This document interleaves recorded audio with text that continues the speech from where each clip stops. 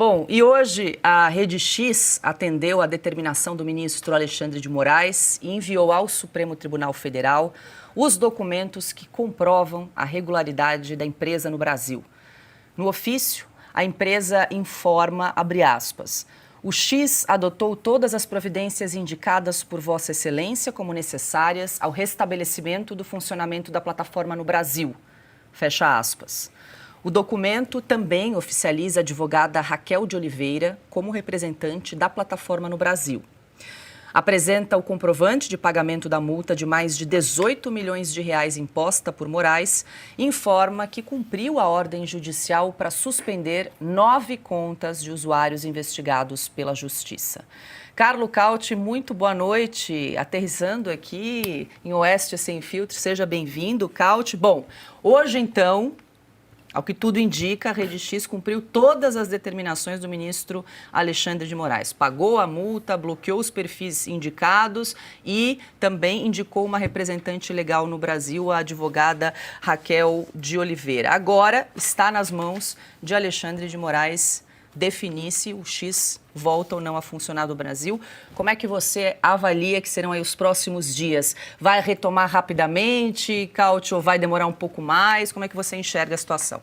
Mas se o histórico for o mesmo dos prisioneiros do 8 de janeiro, que mesmo com comprovação que eles não estavam no local, ficaram meses aguardando uma decisão do ministro, vai demorar. Muito boa noite, Paula. Boa noite, mestre Augusto. Boa noite, Silvio. Boa noite, Constantino. Boa noite a você que está seguindo a gente. Bom, Alexandre de Moraes, o ministro Alexandre de Moraes tem um histórico de protelar ao máximo possível as suas decisões. O caso Felipe Martins é um caso de escola, né? Ou seja, o tempo que demorou para que Alexandre de Moraes ordenasse a soltura de Felipe Martins, mesmo com comprovação do telefone de Felipe Martins, que estava no Brasil, comprovação da companhia aérea, que ele não tinha saído do país, até o Uber e até o iFood dele comprovavam que ele estava no Brasil, até os Estados Unidos fizeram algo inédito, disseram que ele nunca entrou no Brasil, no território americano naquele momento. Mesmo assim demorou meses para que Felipe Martins fosse solto. Meio solto. Meio solto, que ele continua com tornozeleira eletrônica. Ele inventou, né, a meia liberdade, né? Pois é. Está solto, mas não pode sair de casa. É um inventor jurídico, inventou também o flagrante contínuo, né? Flagrante perene. Flagrante perpétuo. Perpétuo, enfim. Temos um dos futuros nomes do direito mundial, que serão dos juristas relembrados na história do direito internacional, aqui entre nós. Mas se esse histórico, o X vai demorar para voltar no Brasil, porque teremos uma morosidade voluntária para tentar manter sob pressão o máximo possível Elon Musk. Será particularmente vexaminoso se o X voltar só depois das eleições municipais, porque aí dará ádito a uma série de críticas, a mais leve das quais é de tentar evitar que os eleitores fossem informados sobre a situação eleitoral, né, das propostas e eventuais excessos dos políticos, dos candidatos a cargos nas prefeituras. Mas é interessante essa mudança de estratégia, né? O Elon Musk, ele passou de um enfrentamento rígido, duro contra o STF para uma estratégia mais maleável, uma tentativa de demonstrar boa-fé, demonstrar que ele está cumprindo os pedidos de Alexandre de Moraes e, eventualmente, mostrar também para a opinião pública americana e para o establishment americano de que o problema não é ele, o problema é o Brasil. O problema é o STF, porque ele está cumprindo mesmo ordens ilegais, porque no Brasil não existe crime de fake news, no Brasil não existe crime de ódio. Essa é uma invenção retórica de uma esquerda analfabeta jurídica. Não existe esse conceito no Código Penal. Então o Elon Musk está dizendo, tudo bem, a gente vai suspender as contas que vocês pediram, não tem nenhuma base legal, vamos fazer o que vocês mandaram, volta ao Twitter e depois nós vemos, especialmente após as eleições nos Estados Unidos, se os republicanos ganharem a Câmara e o Senado americano, teremos amplas comissões de relações internacionais que poderão eventualmente apurar o que está acontecendo no Brasil.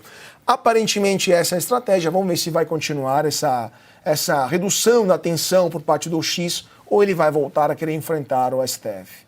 Silvio, acho que essa é a pergunta que os mais de 22 milhões de brasileiros que usam a plataforma estão se fazendo a partir de hoje. Quando vai ser possível voltar a publicar aí no X, agora que a plataforma cumpriu todas as exigências, pelo menos aparentemente?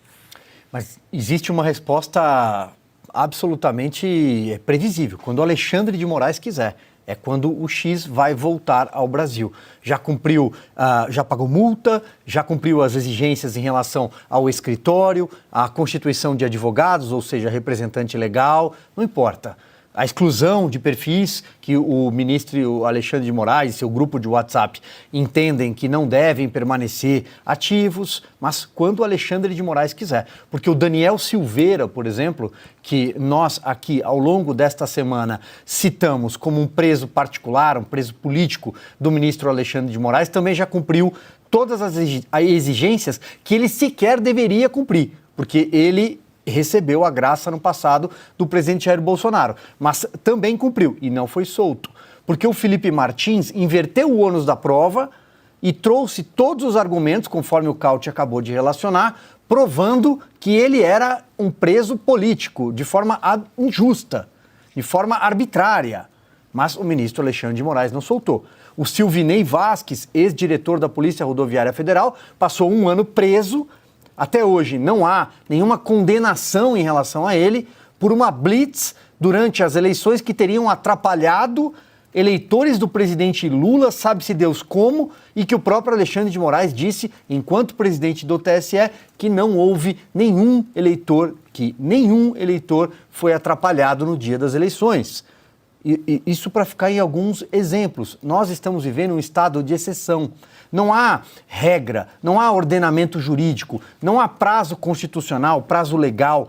Não existe isso.